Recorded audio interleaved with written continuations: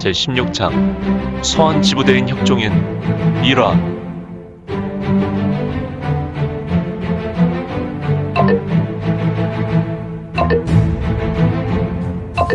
구독과 좋아요, 알림 설정 부탁드립니다.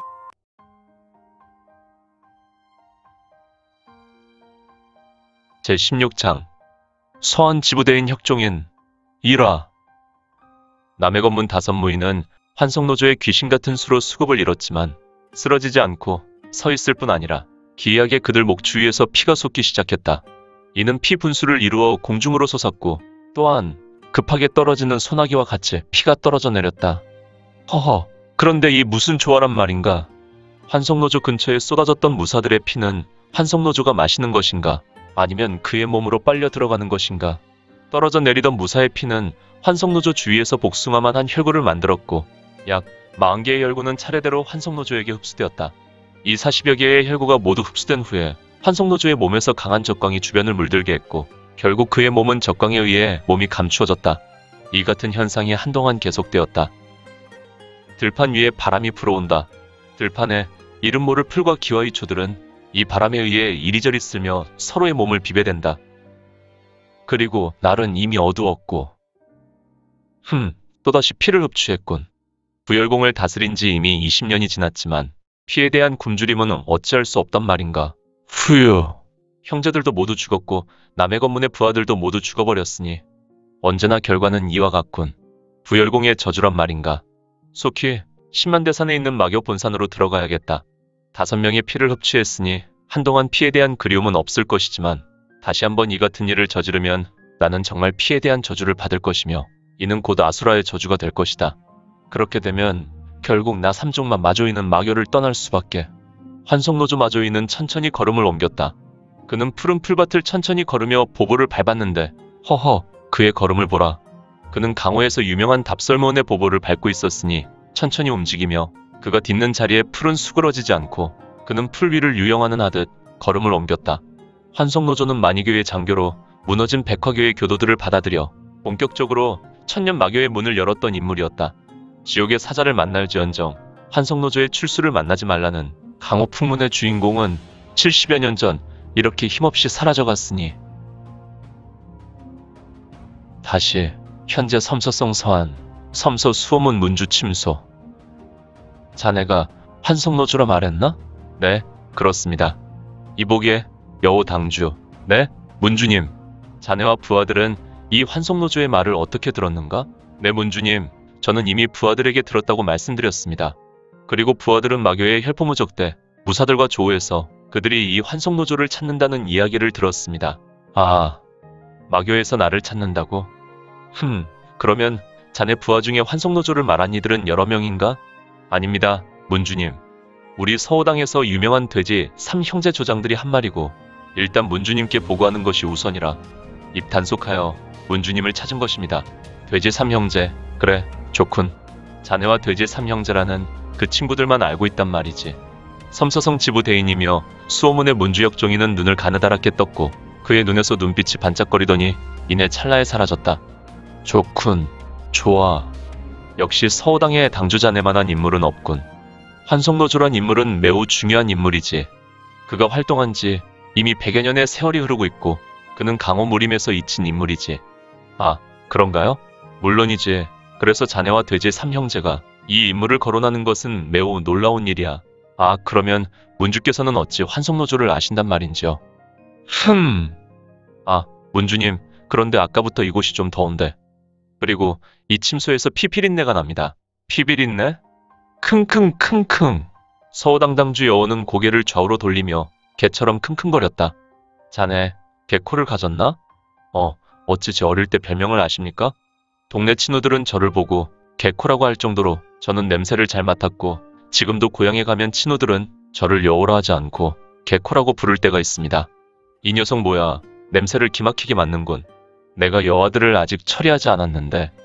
호롱불에 비친 문주혁종인의 얼굴에 검은 그늘이 생겼다. 문주님, 이렇게 늦은 시간에 피곤하신 것 같습니다. 눈가에 검은 그림자가 짙게 내려왔습니다. 아니네, 요 며칠 관부와 이곳 수호문을 왔다 갔다 하여서 조금 육체에 부담이 되었나 보네. 아, 네. 응? 킁킁킁킁킁. 녀석은 왜 이리 냄새를 맡는 건지. 서우당당주 여원은 계속해서 냄새를 맡고 있었고 이를 보고 있는 문주 역종이는 매우 못마땅하였다. 자네, 지금 야심한 밤이니 잠시 후 묘시의 돼지 삼형제와 자네는 본문의 지하 연무장으로 오도록 하게. 지하 연무장을 말입니까? 그렇지. 나는 자네 서우당과 돼지 삼형제에 좀 더 막중한 임무를 맡기도록 할 거야. 그러니 그 임무에 걸맞는 무공이 필요하겠지. 감사드립니다, 문주님. 무슨 감사는 내가 해야지. 이렇게 우리 문에 대한 부분이 있다면 늦은 시간 불구하고 나를 찾으니 말이야. 자네들이야말로 우리 문의 귀한 보배지. 보배라고 내 녀석의 귀한 시간을 방해한 나를. 후후후후. 두고 볼 일이지. 도대체 서우당 여원은 누구란 말인가? 그는 분명 어제 저녁에 이건에게 당하여 이미 불기에 객이된 인물이었거늘. 우선 이곳을 더 조사해야 할 것 같군. 자네, 혹시 다른 일은 없는가? 아, 낮에 보고한 내용이 있습니다. 그 돼지 삼형제가 이 같은 황금을 큰 항아리 3개나 가지고 왔습니다. 여우란 자는 자기 가슴에서 황금 덩어리를 꺼내었다. 흐흐흐흐. 돼지 삼형제는 정말 복덩이군. 이런 황금 덩어리를 3개의 항아리나 가지고 왔다면, 네, 저희 본문의 3년 재정은 그들이 한 것입니다. 아니, 그러면 황금 3만관을 가지고 왔단 말인가? 흐흐흐흐. 그렇습니다. 흐흐흐흐. 그렇다면 그들은 바로 부당주로 승진하고 포상을 내려 과부 3명을 줘야겠군. 자네는 내일부로 본문의 총사야. 헉. 총사란 말입니까? 그렇다네. 문주님. 서우당당주 여원은 문주의 두 손을 급하게 잡았다. 아, 자네 조금 흥분했군. 내 손을 잡았으니 말이야. 네, 제가 그만 문주께서 감복한 나머지 무례를 범했습니다. 아닐세, 살다 보면 이렇게 감동하는 날도 있어야지. 물론 내 녀석은 과잉 충성으로 명을 재촉하여 잠시 후 묘시에 나의 만변파벽강에 의해 죽게 될 것이지만 말이야.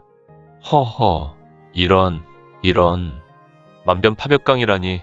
이것은 부열공으로 비롯된 천마의 절기 중에 지극히 작은 것 하나가 아닌가. 이는 바로 마교 초대 장교 마조위의 동문절에이기도 하고.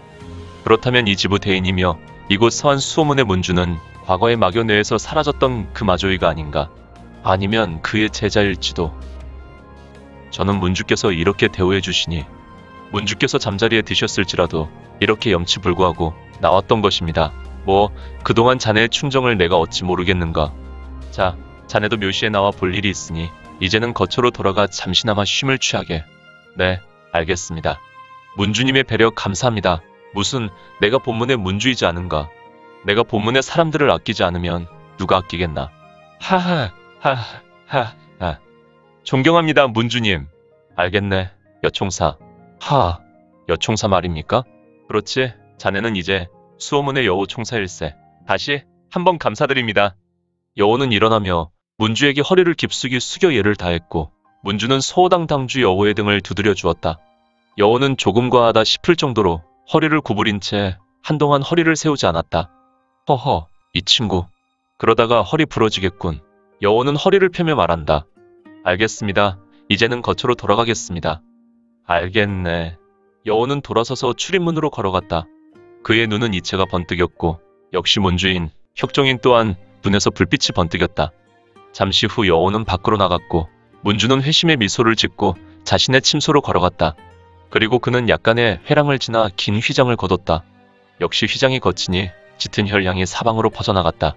그곳에는 5 여인이 있었는데 이 5 여인은 어찌된 연유로 모두 두 눈이 흐리멍덩한 것이 영원히 가출한 것처럼 보였고 이들은 이미 반인반시의 모습이었으니. 오늘 준비한 내용은 여기까지입니다. 앞으로 우리 민지원의 매거진은 신무협 소설과 더 많은 부동산 정보를 같이 공유하고자 합니다. 계속해서 많은 성원 부탁드립니다. 그러면 오늘도 세상에서 최고로 멋진 하루 되세요.